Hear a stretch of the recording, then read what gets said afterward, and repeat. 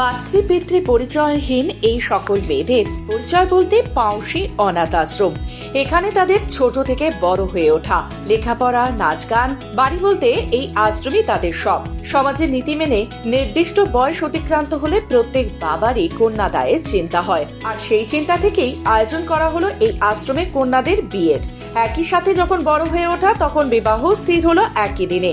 গণবিবাহের আসরে আশ্রম কন্যাদের বিদায় বেলায় চোখের জলে ভাসলো বলরামকরণের পাউশি অনাথ আশ্রম। বলরামকরণে বাজলো বিয়ের সানাই। বিয়ের আসরে বর কনের হলো শুভ দৃষ্টি, 4 হাতও এক হলো বিবাহ বন্ধনে। ফাল্গুনের পড়ন্ত বেলায় অন্তর্দয় অনাথ আশ্রমকে সাক্ষী রেখেই নতুন জীবনে পা রাখলেন 11 জন দম্পতি। পূর্ব মেদিনীপুর জেলার ভগবানপুর 2 ব্লকের পাউশি অন্তর্দয় আশ্রমে মোট 11 জনের বিয়ের ব্যবস্থা করা হয়েছিল।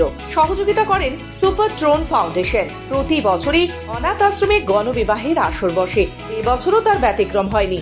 আশ্রম কন্যাদের কেউ বিবাহযোগ্য হলে তাদের বিয়েও দেওয়া হয় এই অনুষ্ঠানে।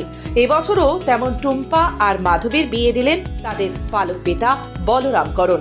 এবার বিয়েতে সোনার গয়না, আসবাব, সাইকেল, পালঙ্ক, আলমারি, দান সামগ্রী তুলে দিয়েছেন বলরামকরণ।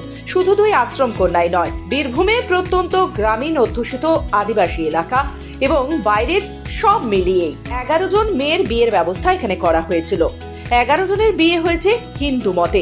আশ্রমে উপস্থিত অসংখ্য শোভানোধ্যায়ী আশ্রমের পক্ষ থেকে তাদের নৈশভোজে আপ্যায়িত করা হয়। আমি 59টা মেয়ের বিয়ে দিয়েছি।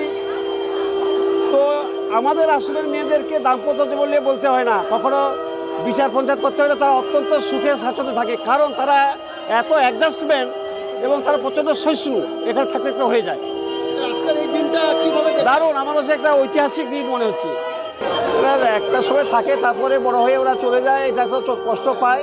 কিন্তু এখানে আমাদের আশ্রমের মেয়ে এবং অন্যান্য মেয়েরাদের বিয়ে হচ্ছে, মানে দারুণ একটা আনন্দ লাগছে। এটা একটা ব্যাপার, এই দিনটাকে খুবই দারুণ ভালো লাগছে এবং খুব অপার্থিব আনন্দ মনে করছি, খুব ঐতিহাসিক দিন মনে হচ্ছে আমার কাছে। টুম্পা, মাধবী একই সুরে বলেন, বলরাম বাবুই আমাদের সবকিছু, তিনি আমাদের বাঁচিয়েছেন। তবে তাদের বিদায় দিয়ে কেঁদেছেন বলরামকরণ। বুক ফেটে যাচ্ছে তার, কিন্তু ওরা বড় হয়েছে।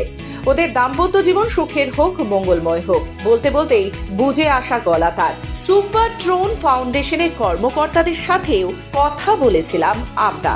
ये बहुत आनंद की बात है कि आज 11 कन्याओं का कन्यादान हो रहा है और बहुत गर्व की बात है कि आज इस फंक्शन में हम लोग शामिल हो रहे हैं। आगे भी हम 1 साल पहले 9 कन्याओं की कन्यादान किया गया था, उसमें वो सब कलकत्ता हुआ था और इस बार यहाँ पे आके हमने आश्रम में आके कन्यादान शुरू। চিন্তা ভাবনা অনেক আছে। আজকে এখনই আমি যে আন্তর্দেবকে আমি ধন্যবাদ দিচ্ছি আর বলরামদাকে ধন্যবাদ দিচ্ছি।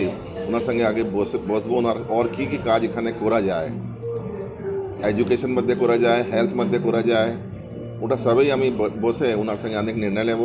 পরন্তু আমি ওনাকে এনশিওর করেছি অন্যদেরকে কি যা কিছু করবার এখানে ওনার প্ল্যানিং আছে আমি পুরো সহযোগ দেবো। সুপার ট্রোন ফাউন্ডেশন থেকে আমি পুরো সহযোগ দেবো, এটাকে और উন্নত করাবো, और ইকুইপ করাবো, যেখানে কি যা भी গরিব মানুষ আছে, যা ছেলে বেঁচে আছে, উনি পড়াই করতে পারে और আগে উন্নতি করে। পাশাপাশি এদিন পাউশি অন্তর্দয় অনাথ আশ্রমের নতুন প্রবেশদ্বারের উদ্বোধন করেন কলকাতা সুপার ট্রোন ফাউন্ডেশনের কর্ণধার বিষ্ণু কুমার ভান্ডারী। তবে এদিন অনাথ আশ্রমে একেবারেই চাঁদের হাট বসেছে। 8 থেকে 80 সবাই খুব খুশি। কাথির এসডিও সৌভিক ভট্টাচার্য জানিয়েছেন, আমি এসেছি এখানে কোনো আধিকারিক হিসেবে নয়, আমি কাথি মহকুমার বাসিন্দা হিসেবে বলরাম বাবুর ডাকে এখানে এসেছি। আমি এখানে এসেছি আধিকারিক হিসেবে নয়, এখানের এই মহকুমার একজন গর্বিত অধিবাসী হিসেবে, এবং এই যে অন্তর্দয় আশ্রম যে কাজ করে চলেছে গত প্রায় 30 বছর ধরে, এটা তার কাজের একটা প্রতিফলন।